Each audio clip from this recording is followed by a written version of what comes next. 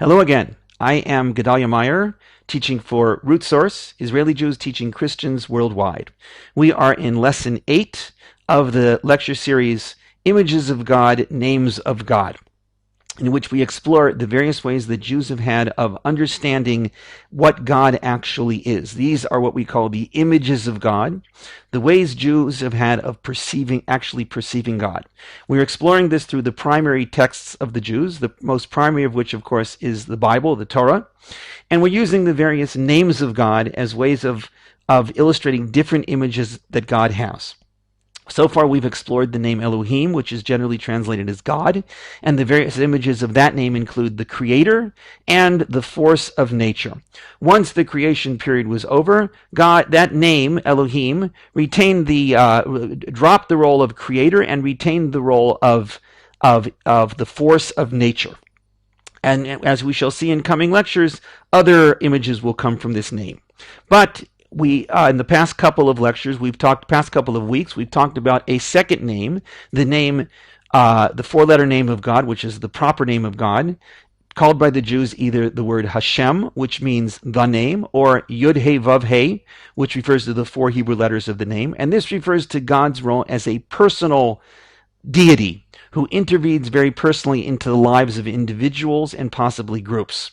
So we've been exploring the various images that come from this combination of two names, which seem to be a contrast, the very impersonal force of nature and the very personal force of Hashem.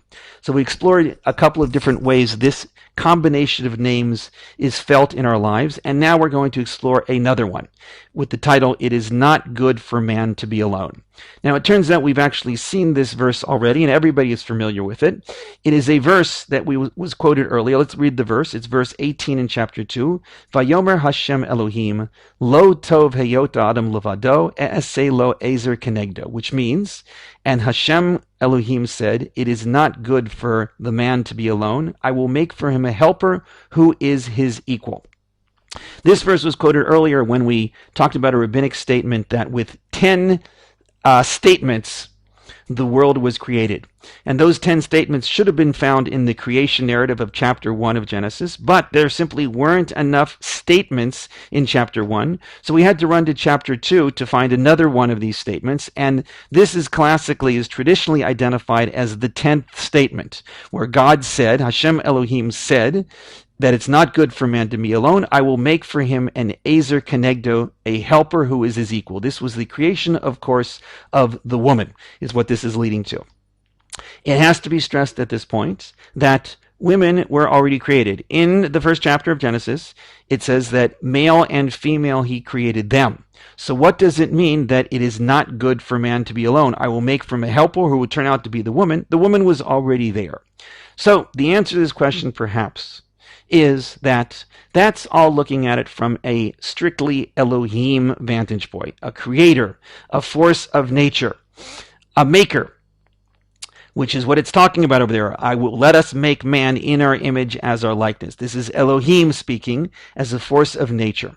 As a force of nature, but there were both men and women there, and they weren't alone in that sense. But in a spiritual sense, at some point, every human being realizes, I am alone in this world. My thoughts are mine and mine alone, and nobody can really share my deepest thoughts or my emotions or my feelings or my deepest spiritual sensations that are going on within me. I am alone.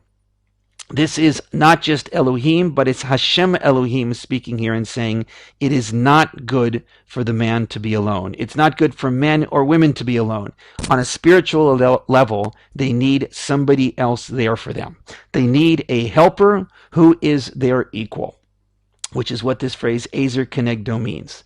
The next two verses, it turns out, talk about what God did next, which was to form the animals and to bring them to the man to see what he would call them. And the man did call names to all the animals, but he did not find a helper who was his equal. Of course, many people find wonderful companionship with an animal, a horse or a dog or possibly a cat or whatever, and they make perhaps even more loyal companions than another human being is. But that companion can never be the equal of that person. To find an equal, they had to go to another human being. So what did God do to solve when man realized this was a problem that could not be solved by a companion of an animal? So here we go to verse 21.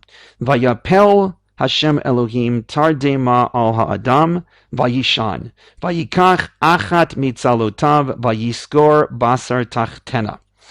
And Hashem Elohim caused the man to fall into a deep sleep, and he slept. And he took one of his sides and closed the flesh underneath it.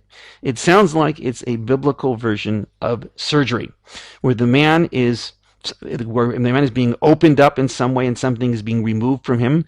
Traditionally, this is known as Adam's rib, that his rib is being removed from him and taken out. It will be formed into a woman.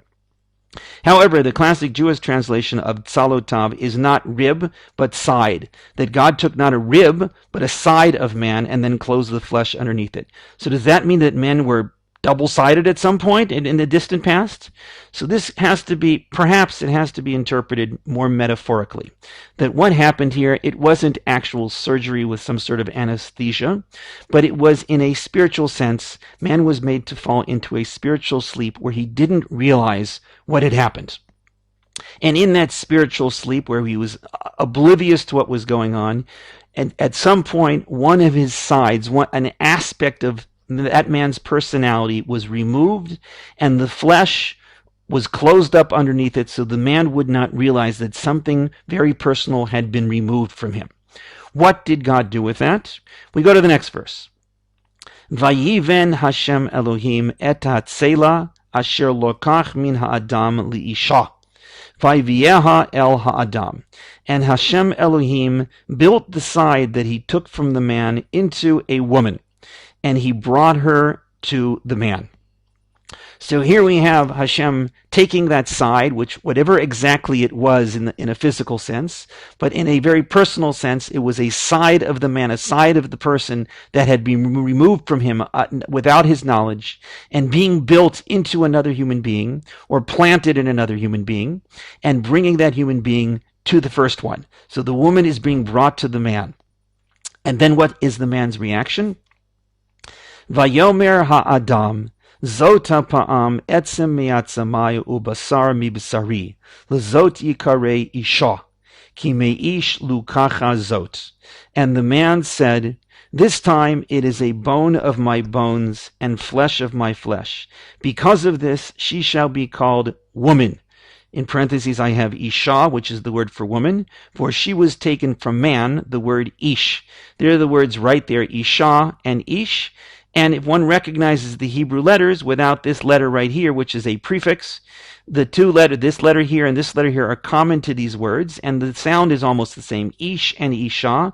One is the male version of a human being, one is the female. In English, one can see this relationship also with the words man and woman. The two words clearly are related in some way, but it's not as obvious as in Hebrew. So, the man's reaction to this spiritual surgery is the following. I recognize that this side of me that was taken out, this side of my personality that was taken out and implanted in this other person. Again, women were around. It wasn't like women were not around before this. Biologically, they were there. But spiritually, even though there might have been a biological factor of men and women mating or whatever, like animals, on a spiritual sense, realizing that this would be the solution for their aloneness. This was man's reaction of realizing this time it is a bone of my bones and flesh of my flesh. The other times with the animals, it could not be called a bone of my bones and flesh of my flesh. Because of this, she shall be called woman or isha, for she was taken from man. I recognize that she was taken from me, and in a certain sense, she is a part of me. The next verse. Al kain ya'azov ish et aviv ve'et imo v'dovach be'ishto v'hayu lebasar echad. Therefore a man shall leave his father and mother and cling to his wife, and they shall be as one flesh. The phrase al kain, therefore, is an extremely instructive phrase. Therefore, because a man or a woman recognizes that their soulmate, their mate, the person who will relieve the problem of aloneness for them in the world, is indeed a bone of their bones and flesh of their flesh. Because of that, a man shall leave his father and mother and cling to his wife. As strong as the bond is, the everlasting bond between a child and parents, at some point we all realize that we have to leave that home and go off somewhere else because we have to solve the problem of aloneness. Parents, as wonderful as they are, do not solve the problem of aloneness. This can only be found through a marriage, through a spouse. Somebody who will be there through thick and thin, through the ups and the downs, having problems, sharing problems, solving problems together. Only in that way of clinging to his wife will the problem of aloneness be solved. And the Torah ends this phrase with Vahayu lebasar echad. They shall be as one flesh. What does that mean? On a simple level, it refers clearly to the sexual union, that they will unite physically through the act of sex, and that act is perhaps on a physical level the best way that a man and a woman can show the way that each one has solved the problem of the other's aloneness. The rabbis have interpreted this in a different way. It refers to the child that is created. This flesh, basar echad, the one flesh, is the child that is created as a result of that relationship. The final verse caps this off. Vayiyu shnehem arumim ha'adam v'ishto v'lo yitboshashu. And the two of them were naked, the man and his wife, and they were not ashamed. This verse clearly refers to the sexual union. The two were naked, the man and his wife, but they were not ashamed. Normally, for whatever reason, whether it's spiritual or whether it's physical, we are ashamed of our own nakedness. Certainly in the presence of somebody else who might be looking at us critically or whatever, we are ashamed of our own nakedness. We feel inadequate in many ways. In the case of a man and a woman who in some way or another have found each other their soulmates, there is no reason for them to be ashamed. There might be problems between the two of them, and there might be physical, spiritual, whatever it is, things that could be called a defect, but there is no reason for them to be ashamed. Each one accepts the other one for what they are. This is the great gift that Hashem Elohim gave to people, gave to the man in the Garden of Eden. This gift of having somebody who is there to solve the problem of aloneness. It is not good for the man to be alone. I will make for him a helper who is his equal. That is what this story is all about. With this, we are going to sign off for this week. I am again Gedalia Meyer teaching for Root Source. I'm always happy to hear from you. Please contact me anytime at this email. I love to interact with my students. Have a wonderful week.